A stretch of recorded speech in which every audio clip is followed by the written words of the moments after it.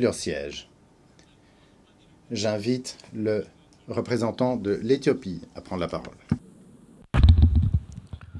Mr. President, Monsieur le Président, nous avons demandé la parole en exercice de notre droit de réponse après la déclaration prononcée par le représentant de l'Égypte contre mon pays, l'Éthiopie. Les affirmations infondées que nous avons entendues ici aujourd'hui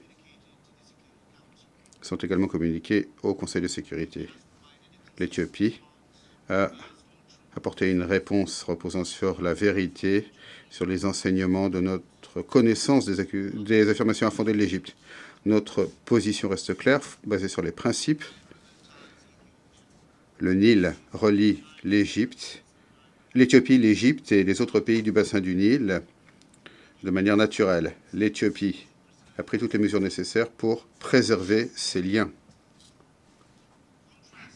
Le contraste entre la politique de coopération de l'Éthiopie et l'hostilité constante de l'Égypte est absolument clair.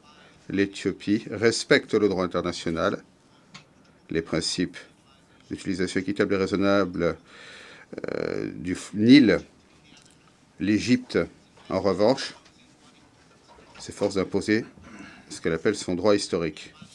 L'Éthiopie se base sur la coopération avec ses pays riverains frères. L'Égypte souhaite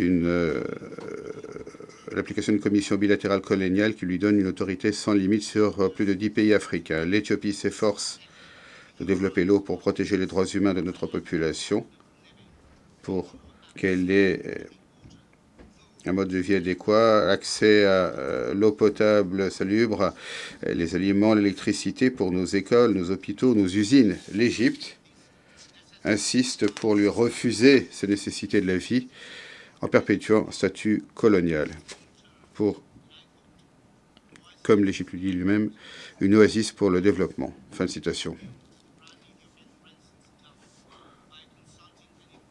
Nous avons construit notre grand barrage en consultant l'Égypte dès le processus de conception. L'Égypte a construit l'immense barrage d'Aswan qui est 3 fois de la taille de notre barrage de la Renaissance, ce qui a détruit les civilisations méroé de Nubie. Plusieurs cycles de négociations ont eu lieu entre l'Éthiopie et l'Égypte. L'Égypte a essayé d'obtenir des concessions déraisonnables de l'Éthiopie sans véritable volonté d'arriver à une solution gagnant-gagnant. Les représentants de l'Égypte n'ont fait preuve d'aucune volonté de parvenir à un résultat consensuel. Son seul objectif, c'est que d'autres États riverains du Nil reconnaissent ces revendications datant de l'ère coloniale du plein contrôle du Nil. Notre barrage de Renaissance est le premier de beaucoup, pas seulement en Éthiopie, mais dans l'ensemble du bassin du Nil. Il faut tirer les enseignements du passé pour s'orienter vers l'avenir, un avenir plus coopératif. Les hostilités ne font qu'entraîner les divisions, le gaspillage des ressources et des occasions manquées de développement commun. L'Éthiopie a redoublé d'efforts pour assurer la paix et la sécurité régionale en œuvrant avec ses voisins pour établir la paix, l'intégration, le développement économique et pour lutter contre le terrorisme.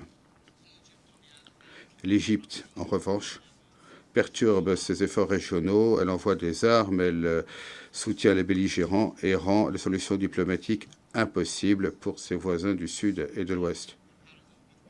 Il n'y a aucune comparaison entre mon pays, l'Éthiopie, et l'Égypte. Notre détermination à construire la coopération émane de la juste nature de notre cause et de nos actes. Elle est influencée par les liens immémoriaux et de l'avenir commun avec nos voisins. Lorsque nous échangeons ces paroles ici, c'est uniquement parce que nous devons le faire. L'Égypte s'efforce d'internationaliser un barrage hydroélectrique, un fleuve africain. C'est un autre cas d'exploitation. Cette plateforme a des fins politiques égoïstes et pour ses préoccupations nationales. Il s'agit d'un facteur parmi d'autres qui ont contribué aux difficultés auxquelles s'est confrontée l'ONU pour mettra bien son mandat. Nous encourageons donc l'Égypte à jouer un rôle constructif pour édifier un avenir de prospérité commune. Je vous remercie, Monsieur le Président.